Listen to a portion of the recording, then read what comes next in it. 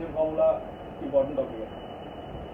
अच्छा, तो section formula में हम लोग इसके साथ डील करते हैं कि अगर एक लाइन है, ठीक है, एक लाइन है और एक पॉइंट है बीच में, कहीं पे भी बीच में, मतलब कि दोनों एंड पॉइंट के बीच में कहीं पे भी एक पॉइंट है और वो पॉइंट ये दोनों के जॉइन को, मतलब कि P A और B के जॉइन को, मतलब इस लाइन AB को डिवाइड कर रहा है, is the ratio m/n for example. ठीक है, एक लाइन है जिसका दो एंड पॉइंट्स है A एंड B, A और B का कोऑर्डिनेट हमको दिया हुआ है, A का कोऑर्डिनेट है x1, y1, B का कोऑर्डिनेट है x2, y2 और एक पॉइंट है P, कहीं पे भी बीच में हो सकता है। यहाँ पे हम मिडिल में दिखाया है, इसका मतलब ये नहीं कि वो एक्जैक्टली मिडिल में होगा, कहीं पे भी बीच में हो सकता है P, और वो P डिवाइड करेगा A और B को in the ratio suppose m/n। तो अगर ऐसा है, ये सिचुएशन में P का कोऑर्डिनेट क्या होगा, ये हम लोग को निकालना है और इसी को बोलते हैं सेक्शन फार्मूला। ठीक है, फिर से एक बार हम रिपीट करते हैं। एक लाइन है AB जिसमें A और B दोनों एंड पॉइंट्स है, A और B का कोऑर्डिनेट दिया हुआ है, A x1, y1, B x2, y2, ठीक है, और P जो पॉइंट है वो दोनों के बीच में कहीं पे है और वो डिवाइड कर रहा है लाइन को, मतलब the join of A and B, जो लाइन है AB उसको डिवाइड कर रहा है in the ratio suppose m/n, ये m और n भी सपोज दिया हुआ है। ठीक है, तब इन दैट केस P का कोऑर्डिनेट अगर x और y है तो फिर x और y का वैल्यू क्या होगा, दैट इज P का कोऑर्डिनेट क्या होगा, ये हम लोगों को निकालना है, इसी को बोलते हैं सेक्शन फार्मूला। समझ में आया? तो ये सेक्शन फार्मूला का जो x और y का वैल्यू निकालना है उसका फार्मूला क्या है, तो x का फार्मूला होगा, देखो ये वाला रेशियो, मतलब रेशियो का ये वाला पार्ट m मल्टीप्लाई होगा ये x2 के साथ, ठीक है, रेशियो का फर्स्ट पार्ट मल्टीप्लाई होगा सेकंड पार्ट के x कोऑर्डिनेट के साथ m * x2 प्लस रेशियो का सेकंड पार्ट मल्टीप्लाई होगा फर्स्ट पार्ट के x कोऑर्डिनेट के साथ, मतलब n * x1, तो mx2 + nx1 divided by ratio का जो दोनों है वो दोनों का एडिशन, रेशियो का दोनों पार्ट्स का एडिशन मतलब m + n। ठीक है, रेशियो का first part m multiplied by the x coordinate of the second point mx2 plus ratio का second part n multiplied by the x coordinate of the first point nx1, तो mx2 + nx1 divided by ratio का दोनों parts का ये addition, that is m + n। ये होगा x coordinate of the point P, मतलब dividing point. यहाँ पे बेसिकली हम लोग क्या कर रहे हैं, डिवाइडिंग पॉइंट का हम लोग x कोऑर्डिनेट निकाल रहे हैं, राइट। उसके बाद y कोऑर्डिनेट भी इस तरह से निकलेगा, तो डिवाइडिंग पॉइंट P का y कोऑर्डिनेट क्या होगा, m, that is the first part of the ratio into y coordinate of the second point, मतलब m * y2 प्लस रेशियो का second part n * y coordinate of the first point n * y1 divided by again ratio का दोनों part का addition m + n।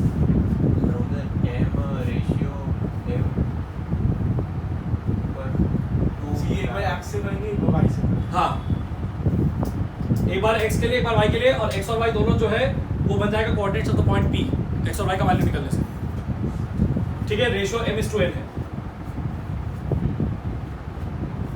तो यहाँ पे अगर तुम लोग को वैसे रेशियो के हिसाब से देखो तो क्या है कि AP और PB का रेशियो है m/n, AP = PB = m/n, right. ये होता है जब हम लोग को डिवाइडिंग पॉइंट का कोऑर्डिनेट्स निकालना हो। अगर डिवाइडिंग पॉइंट का कोऑर्डिनेट्स नहीं निकालना हो और एक और टाइप का सम आता है जिसमें हम लोग को डिवाइडिंग पॉइंट का कोऑर्डिनेट्स दिया हुआ है और रेशियो निकालना है उल्टा, तब हम लोग क्या करते हैं, तब रेशियो को हम लोग m/n लेकर के भी कर सकते हैं, लेकिन उससे भी एक इजियर मेथड होता है कि रेशियो को ले लो k:1 करके, k:1 करके रेशियो ले लो। ठीक है, तब अगेन हम लोग वही सेक्शन फार्मूला अप्लाई करते हैं। अब इस केस में क्या है, x1 y1 भी दिया हुआ है, मतलब a का कोऑर्डिनेट्स दिया हुआ है, x2 y2 भी दिया हुआ है, मतलब b का कोऑर्डिनेट्स भी दिया हुआ है, और xy मतलब p का कोऑर्डिनेट्स भी दिया हुआ है, और हम लोग को निकालना है k। ठीक है, k:1 लेने से ज्यादा इजी होता है, क्योंकि अगर तुम m/n लेगा तो फिर तुमको दो वेरिएबल m और n का वैल्यू निकालना पड़ेगा, k:1 लेगा तो फिर सिर्फ k का ही वैल्यू निकालना पड़ेगा, सिर्फ एक ही वेरिएबल है,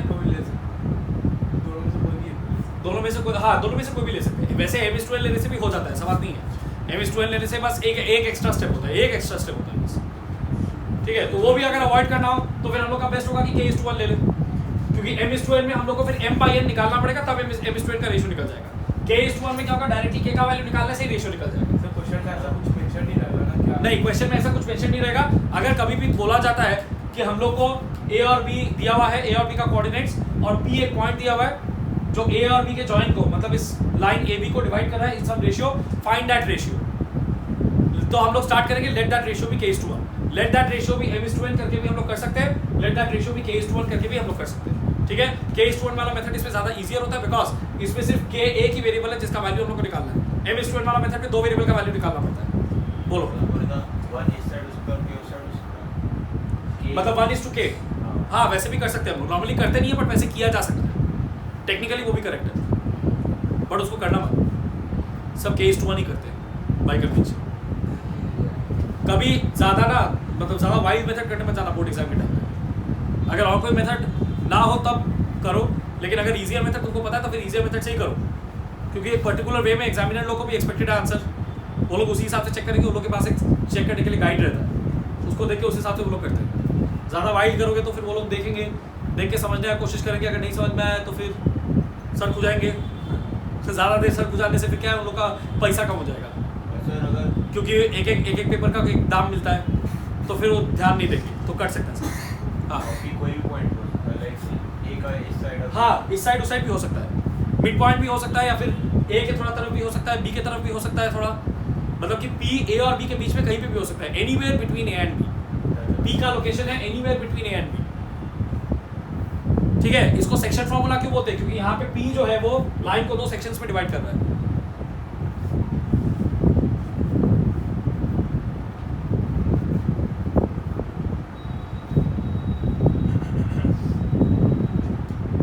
हाँ डाउट पूछो, पूछो क्या है डाउट। ये बोल रहा था कि हर एग्जाम में इसको डाउट रहता है, इसीलिए सर हर एग्जाम में इसको डाउट रहता है, इसीलिए हमेशा पूछता है। हाँ पूछो, मेरे को पूरा कन्वर्सेशन ही समझ सर आप बोले ना इसमें एक एक्स्ट्रा स्टेप, इसमें एक एक्स्ट्रा स्टेप नहीं लगता, कौन सा आ गया इधर सॉल्व करके थोड़ी ना दिखाया गया तुमको, इधर तो खाली फॉर्मूला दिया गया। मतलब हाँ यही पॉइंट हम बोलने वाले थे कि k:1 लेने के बाद हम क्या करेंगे, नॉर्मली जैसे सेक्शन फॉर्मूला लगाते हैं वैसे ही लगाएंगे। तो यहाँ पे क्या होगा, फिर डिवाइडिंग पॉइंट का x कोऑर्डिनेट होगा इक्वल टू रेशियो का फर्स्ट पार्ट मतलब k इंटू सेकंड पॉइंट का x कोऑर्डिनेट मतलब x2 kx2 प्लस रेशियो का second part that is 1 into x coordinate of the first point मतलब x1, तो kx2 plus 1 into x1, 1 into x1 तो x1 ही होगा, इसलिए kx2 plus x1 divided by ratio का दोनों terms का एडिशन k प्लस 1। ठीक उसी तरह से y कोऑर्डिनेट पे क्या होगा, k into y2 right plus 1 into y1 divided by k plus 1, तो k y2 plus y1 divided by k plus 1।